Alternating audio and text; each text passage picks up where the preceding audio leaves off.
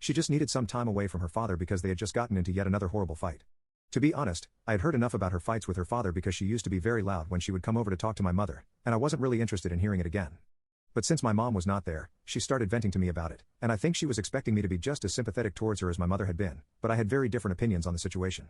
So when she started ranting about her father again, I cut her off and told her that my mother might have fed into her delusions, but I thought that what my uncle was doing was perfectly reasonable. I told her that he had dedicated his entire life to raising her to be a competent and capable independent woman, so now it was her chance to prove him right. If she really wanted to pursue a master's degree and then get a doctorate, she would have to do what everyone else does and pay for it all herself. She was also a STEM major, and I knew that whatever job she would eventually find, it would be enough for her to support herself. All she had to do was at least try. But she just kept insisting that it would be too much for her to handle and she couldn't work as well as study. So I told her that if she had already made up her mind that it was impossible for her to start working and continue her education, then maybe she should just give up on higher studies. But it was really unfair of her to demand that her father continue to pay for everything, especially after he had done so much for her, and instead of being grateful for it, she was acting like he was the villain here. I guess she hadn't expected that reality check, and as soon as I said all of this to her, she started yelling at me and told me that I was a horrible human being and that I would never understand what she was going through because I was a privileged brat and didn't even deserve to have the support that I did. If I'm being honest, I thought she was more of a privileged brat than I was, but whatever. She yelled at me for a couple of minutes and then ran out of the house crying. I did not go after her because, like I said, I was not interested in hearing her cry about the same thing over and over again. But I definitely had not expected what happened after that, because the next day, I got accused of SA by her, and my entire world turned upside down because of that one accusation. And now, when people are finally finding out that she had lied about everything, my family is blowing up my phone after not having spoken to me for the past 3 years.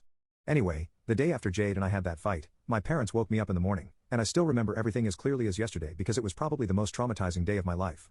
They woke me up saying that my uncle and Jade were there to see me, and apparently, it was very important. I had no idea what had happened by then, but once I came downstairs, Jade started screaming about how I'd SA'd her the previous night and started faking a breakdown.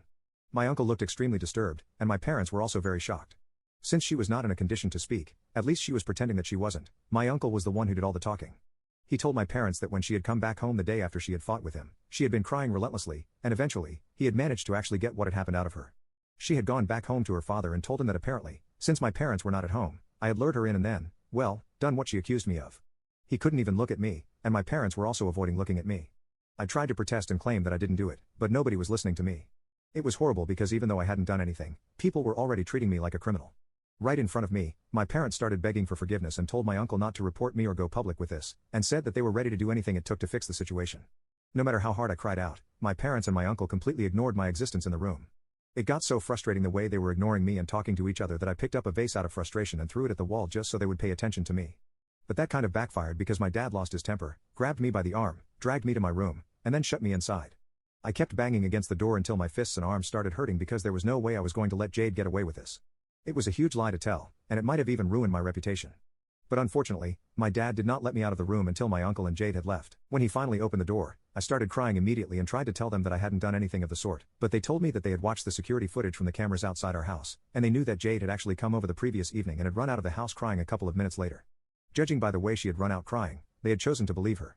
They said that Jade literally did not have any reason to lie about what had happened and told me that they were ashamed of the kind of son they had raised. My mother was in tears and couldn't bring herself to say anything, but my dad told me that with great difficulty, they had managed to get my uncle and Jade to promise that they were not going to take any sort of legal action against me.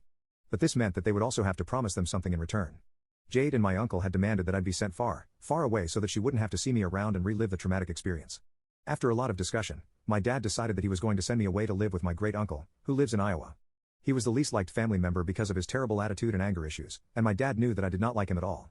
But that was the place farthest away from my family, and my dad told me that this was the only solution, so now I just had to accept it. Not only were they going to send me away, but they had also told Jade that they were going to take away the college fund that they had set aside for me and give it all to her just so they would keep it all quiet. I tried to protest, but there was no talking to them, and eventually, I gave up because I just didn't see the point of anything anymore since even my own parents did not seem to trust me.